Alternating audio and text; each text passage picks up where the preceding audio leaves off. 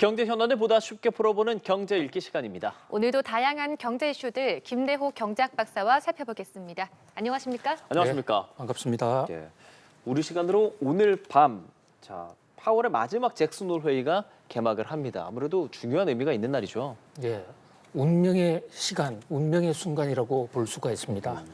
잭슨 홀이라는 곳은요, 미국 서부 와이오밍주 아주 산악 지역입니다. 그 산 꼭대기에 있는 휴양 도시인데요. 해발 고도가 무려 2,100m 정도 돼요. 그러니까 우리 한라산 1950, 지리산 1915보다도 200m 정도 더 높은 엄청나게 높은 곳인데 저기에 돈을 만지는 통화, 금융 총책임자들이 집결을 합니다. 단순히 만나서 환담회를 하는 정도를 넘어서서요. 저기서 중요한 정책 사안들을 논의하고 이것이 또 바로 실행이 많이 되어 왔거든요. 더더군다나 지금 저런 모임을 워싱턴에서도 할 수도 있는데 원래 1982년도에요. 당시 연준 의장이 금리를 많이 올린다 이러니까 농민들이 쳐들어왔어요. 예.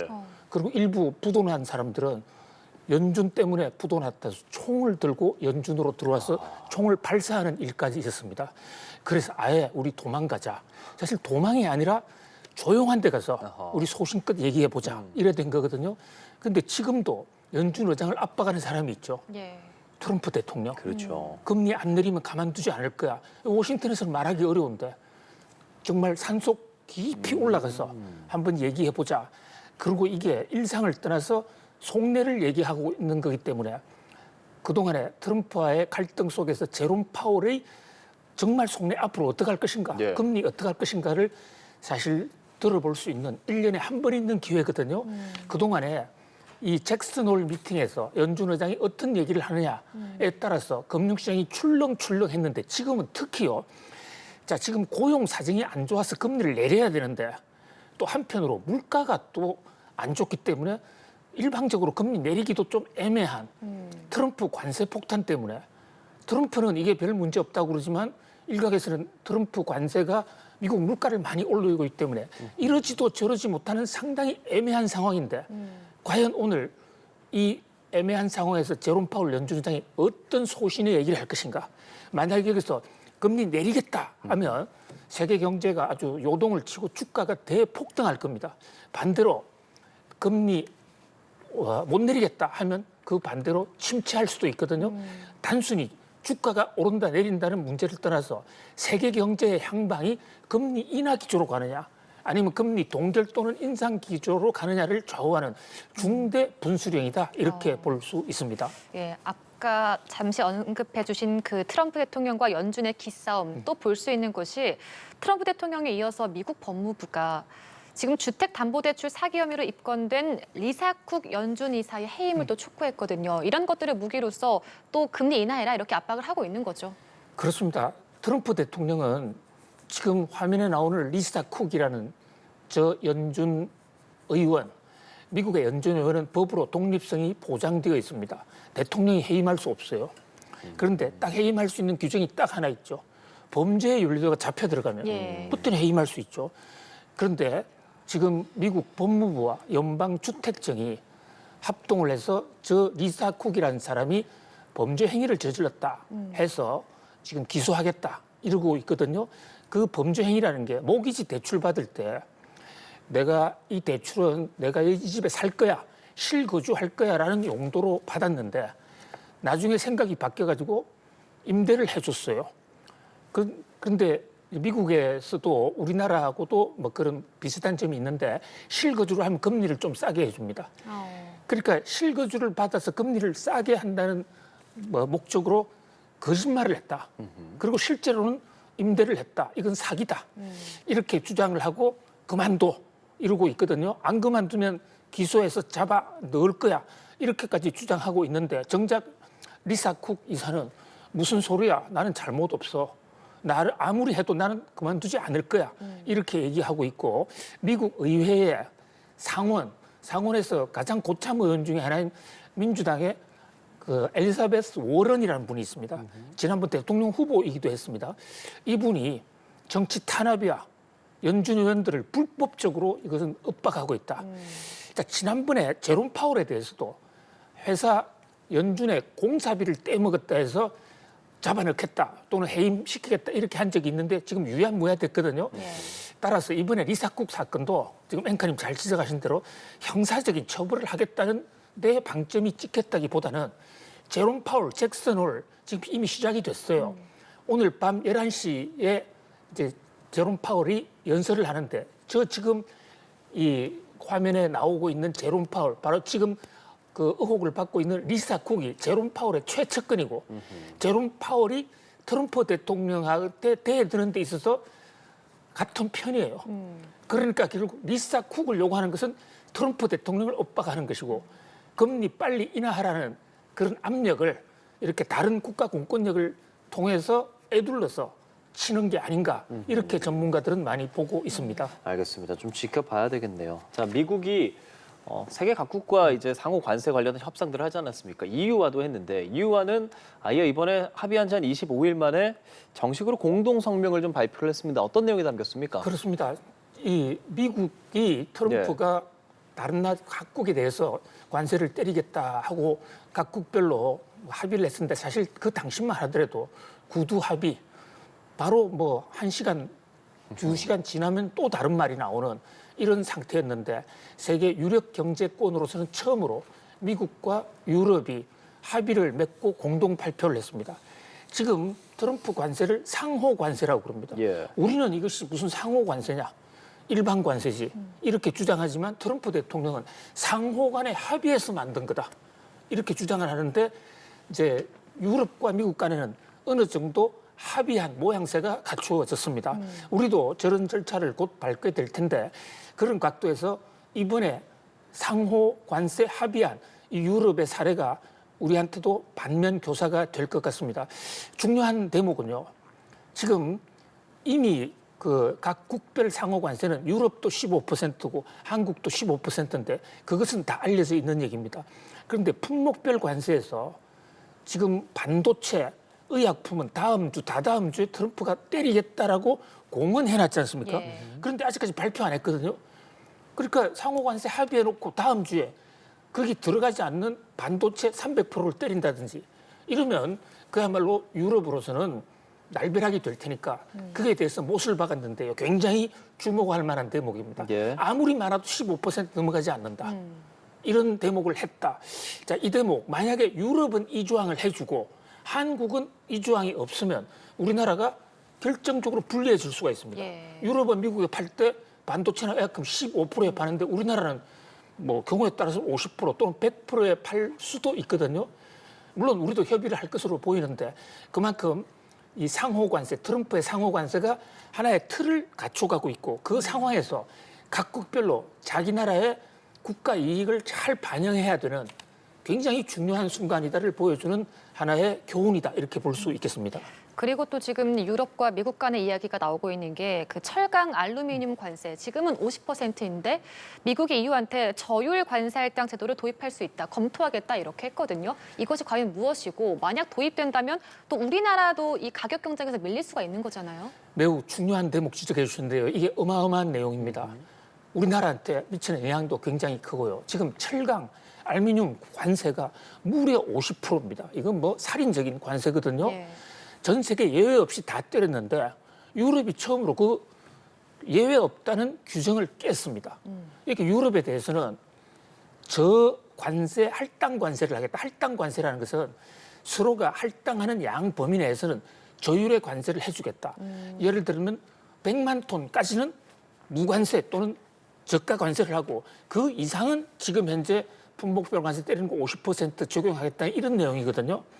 원래 트럼프 일기일 때 우리나라가 저 혜택을 받았었더랬습니다. 예. 우리나라는 한미 자유무역 협정이 돼 있으니까 일정 할당지 그 품목 범위 내에서는 우리나라는 제로 관세였습니다. 그게 넘어가면 관세 폭탄을 만든다 했는데 이게 이기 들어와서 트럼프가 그런 예외 없다 하면서 지금 우리나라 철강 알루미늄 관세가 무려 50%예요. 그런데 유럽의 사례를 보면 유럽도 할당 관세를 한다? 그럼 우리도 당연히 주장해야 될 것이고 좀 관철시켜야 될 것입니다. 이 역시요. 우리가 만약 관철 못 시키고 유럽은 관철시켰다.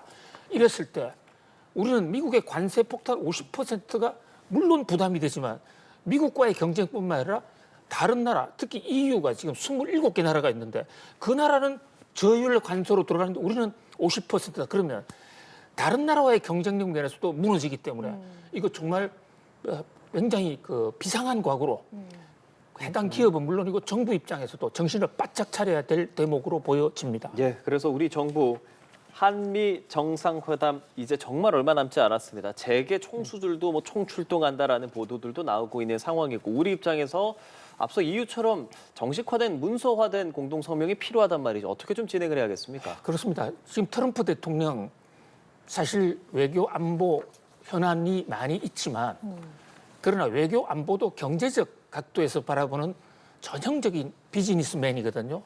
또 본인 스스로 나는 협상의 달인이다. 딜을 한다. 주고받자. 자, 그런 각도에서 이번 이재명 대통령과 예. 트럼프 대통령 정상회담 외교 안보 면에서는 물론이고 경제적으로도 매우 중요한 현안들이 정말 많습니다. 예. 특히 우리가요. 한미 경제 협력을 통해서 그동안에 미국이 받은 우리가 받은 이득 못지않게 미국이 우리나라와의 교류를 통해서 훨씬 더 많은 이득을 받았거든요. 그 대목을 좀 강조하면서 특히 우리 조선업, 이 마스가 프로젝트 같은 그런 예를 우리가 들어가면서 미국으로 하여금 한국에 대해서 좀 많은 양보를 할 수 있도록 하는 그런 어떤 전략을 짜고 실행하는 것이 매우 중요하지 않나 이런 생각을 해봅니다. 알겠습니다. 국내 부동산 시장도 좀 살펴보도록 하겠습니다. 지금 서울 아파트 값의 상승폭이 조금씩 둔화되고 있는 모습이에요. 8월 셋째 주 서울 아파트 값 상승률이 전주보다 0.01%포인트 내리긴 했는데 이게 대출 규제 효과가 좀 있다라고 볼 수 있는 거죠? 그렇습니다. 6.17 규제 이후에도 서울 아파트 값이 좀 오락가락 하는데요. 뭐 불행 중 다행이라고는 할까요? 지난주 주간 상승률은 그 전주에 비해서 0.01% 내렸습니다. 0.01 아무것도 아닌 것으로 얼핏 숫자만 보면 그런데요.